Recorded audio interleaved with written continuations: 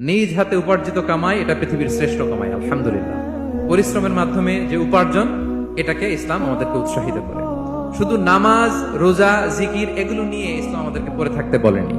Quranic order হচ্ছে আপনার নামাজ শেষ, আপনি বেরিয়ে পড়বেন, কাজে বেরিয়ে যাবেন। ফাইদা কুদিয়াতিস সালাতু ফান্তাশিরু ফিল আরদি ওয়াবতাগু মিন ফাদলিল্লাহ।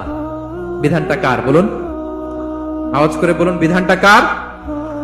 এটা কোরআনিক ভার্ডিক্ট, কোরআনের বিধান। নামাজ শেষ, ভুল হয়ে বসে জিকির করতে বলা নেই আল্লাহ। আল্লাহ বলেছে ফান্তাশিরু ফিল আরদ ওয়াবতাগু মিন ফাদলিল্লাহ, জমিনে ছড়িয়ে পড়ো, আল্লাহ রিজিক তালাশ করো। নামাজ শেষ, বেরিয়ে যাবে। কৃষক চলে যাবে মাঠে,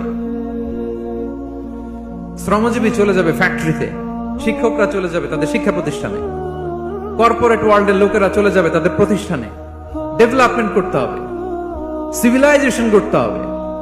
নামাজের পরে গোল হয়ে বসে থাকা চলবে না। কি ব্যালেন্স দেখেছেন ইসলাম? আজান হয়ে